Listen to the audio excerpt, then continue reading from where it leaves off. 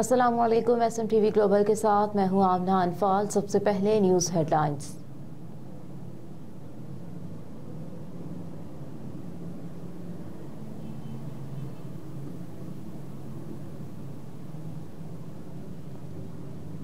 सरकारी मकानात की मुलाजमीन को अलॉटमेंट के तरीक़ाकार में बड़ी तब्दीली। सरकारी मकानात के अलॉटमेंट में रोल 20 की शिक ख़त्म की जाएगी। ज़राए वजारत हाउसिंग के मुताबिक वजारत हाउसिंग ने इस्टेब्लिशमेंट डिवीज़न और वजारत कानून से भी राय मांग ली। आइंदा हफ्ते राय आने के बाद इस हवाले से हतमी फैसला किया जाएगा।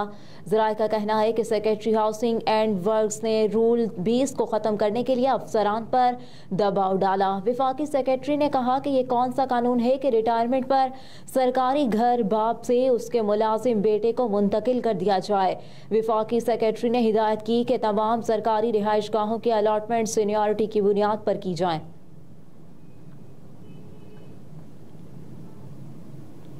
GHQ हमला केस में इमरान खान की गिरफ्तारी डाल दी गई। रावलपिंडी की इंसदाद दहशतगर्दी अदालत के जज मलिक एजाज ने 9 मई से मुतालिक 12 मुकदमात की समाअत की। बानी PTI को अडयाला जेल से वीडियो लिंक के जरिए अदालत में पेश किया गया। साथ ही तमाम 12 मुकदमात के SHOs रिकॉर्ड समेत अदालत में पेश हुए। अदालत ने इमरान खान को तलब किया था, ताहम जेल हुकाम ने उन्हें पेश करने से माजरत कर ली, जिसके बाद उनकी वीडियो लिंक के जरिए पेशी यकीनी बनाई गई। दौरान समाअत SHO थाना आरे बाजार ने इमरान खान के जिस्मानी रिमांड की इस्तदा की, जिसे अदालत ने मुस्तरद कर दिया।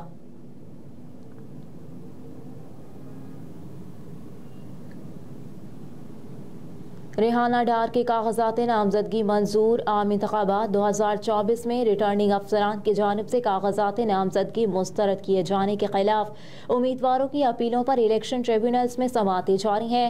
Appellate tribunal Lahore high court में उस्मान डार की वालिदा रेहाना डार के कागजात नामजदगी मुस्तरद होने के खिलाफ अपील की समाअत हुई। एपीलेट ट्रिब्यूनल ने रिटर्निंग ऑफिसर का फैसला कलअदम करार देते हुए रेहाना डार की अपील मंजूर कर ली। तहरीक इंसाफ के उम्मीदवार राना जमील हसन कसूर के सूबाई हल्के से PTI की नासरा म्यू NA 131 से मकसूद अहमद की अपीलें भी मंजूर कर ली गईं। अहकामात पर पुलिस फवाद को इलेक्शन ट्रिब्यूनल के गेट तक लाई, लेकिन पेश किए बगैर वापस इस्लामाबाद ले गई।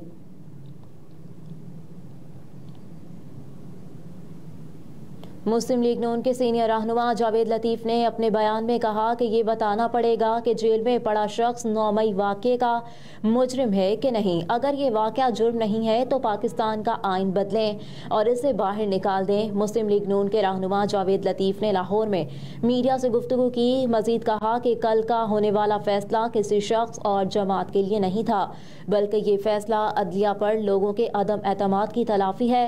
ये आइन और कानून के मुताबिक दिया जाने वाला फैसला इंसाफ पर मबनी है। मजीद कहा कि सवाल यह है कि मेरे साथ 8 साल ज़ाया हो गए, मैं तो वो बर्दाश्त कर लूँगा, लेकिन पाकिस्तान के लोगों के साथ साल ज़ाया हुए, जिससे पाकिस्तान में मुआशी बहरान आया और इदारों पर उंगलियां उठी। इनका मदावा कौन करेगा?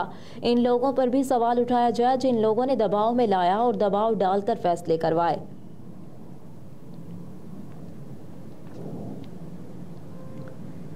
मुल्क भर में आज मौसम के हवाले से महकमा मौसमियात ने अहम पेशगोई कर दी। इस्लामाबाद में मौसम सर्द और मतला जुज़वी अबर आलूद रहेगा। कश्मीर में मौसम शदीद सर्द और मतला जुज़वी अबर आलूद रहेगा। गिलगित बल्तिस्तान में भी मौसम शदीद सर्द और मतला जुज़वी अबर आलूद रहेगा। खैबर पख्तूनख्वा के बेशतर अजला में मौसम सर्द, जबकि बालाई अजला में शदीद सर्द रहेगा। इसी तरह सिंध के बेशतर अजला में मौसम सर्द और खुश्क रहेगा।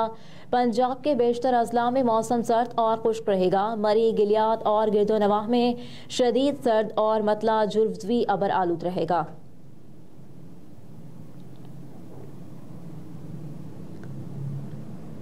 शरीफ ट्रस्ट केस, नवाज शरीफ को नैब ने क्लीन चिट दे दी। नैब नवाज शरीफ और इनके अहले खाना के खिलाफ शरीफ ट्रस्ट केस में इन्वेस्टिगेशन बंद कर दी। शरीफ ट्रस्ट केस में इन्वेस्टिगेशन की मंजूरी 31 मार्च 2000 को दी गई थी। केस में इल्ज़ाम आयद किया गया था कि शरीफ फैमिली ने खुफिया तौर पर शरीफ ट्रस्ट में करोड़ों रुपए वसूल किए। ट्रस्ट के खातों का ऑडिट नहीं कराया गया और हुकूम में खुर्द-बुर्द की गई है। शरीफ खानदान ने असासे बना रखे हैं जो ट्रस्ट के नाम पर हैं, बेनामी जायदादों के तौर पर रखे गए थे। दूसरी जानिब JIT ने रिपोर्ट पेश करते हुए कहा कि 2000 में मंजूरी के बाद से शरीफ ट्रस्ट केस में इन्वेस्टिगेशन को नैब ने बिला जवाज ताखीर का शिकार कर रखा है। नैब ने इस हवाले से एलामिया जारी किया है, जिसमें कहा गया कि नैब एक्ट 2022 के सेक्शन 31B के तहत इन्वेस्टिगेशन बंद कर दी गई है।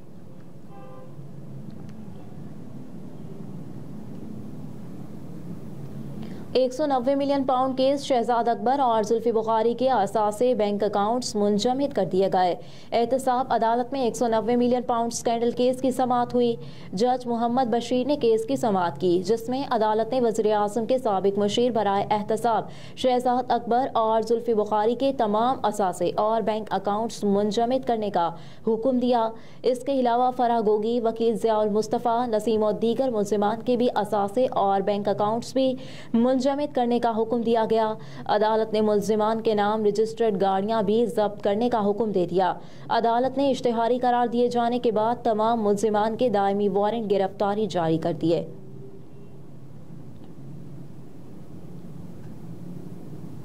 इमरान खान के एतराफ़ के बाद मुर्तज़ा सोलंकी का तनकीदी ट्वीट। मुर्तज़ा सोलंकी ने अपने ट्वीट में लिखा कि साबिक चेयरमैन PTI ने एतराफ़ किया कि दी इकोनॉमिस्ट में छपने वाला मज़मून उन्होंने नहीं लिखा, बल्कि मज़मून आर्टिफिशियल इंटेलिजेंस से तैयार किया गया था। इमरान खान ने अपने मज़मून में इस खदशे का इज़हार किया था कि पाकिस्तान में आम इंतखाबात मुकर्ररा तारीख 8 फरवरी को बिल्कुल भी नहीं होंगे। अगर वो ऐसा करते हैं तो भी इस तरह के इंतखाबात तबाही और तमाशा होंगे, क्योंकि PTI को इंतखाबी मुहिम चलाने के बुनियादी हक से महरूम रखा जा रहा है। व्हाइट हाउस में हाई अलर्ट शहरी ने कार दे मारी। वफाकी वज़ीर इत्तलात ने लिखा कि मौजूदा चेयरमैन PTI ने इस मज़मून के रियासत मुखालिफ होने और इसमें मौजूदा अमरीका मुखालिफ मवाद की तौसीक नहीं की। मुर्तज़ा सोलंकी ने कहा कि बैरून मुल्क PTI कुछ नेम ख्वानज़दा एंकर्स और दी इकोनॉमिस्ट AI के इस फरेबकारी पर शादियाने बजा रहे हैं।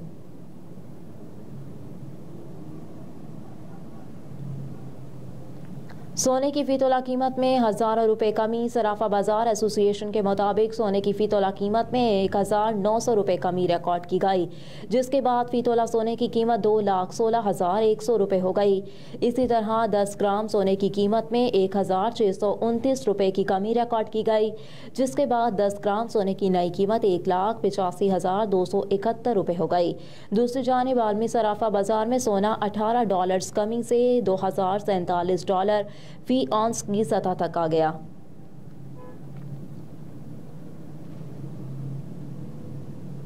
और इस्राएली फ़ौज का जनूबी लिबनान में फ़ज़ाई हमला। हिज़्बुल्लाह के सीनियर कमांडर शहीद। वसाम तवील हिज़्बुल्लाह के मज़ाहमती यूनिट के नायब सरबराह थे। इस्राएली फ़ौज ने हिज़्बुल्लाह कमांडर को जनूबी लिबनान के कस्बे में गाड़ी में सफ़र के दौरान निशाना बनाया। हिज़्बुल्लाह कमांडर वसाम तवील एक साथी के साथ शहीद हुए। 7 अक्टूबर से अब तक इस्राएली हमलों में हिज़्बुल्लाह के 130 से ज़्यादा जंगजू शहीद हो गए।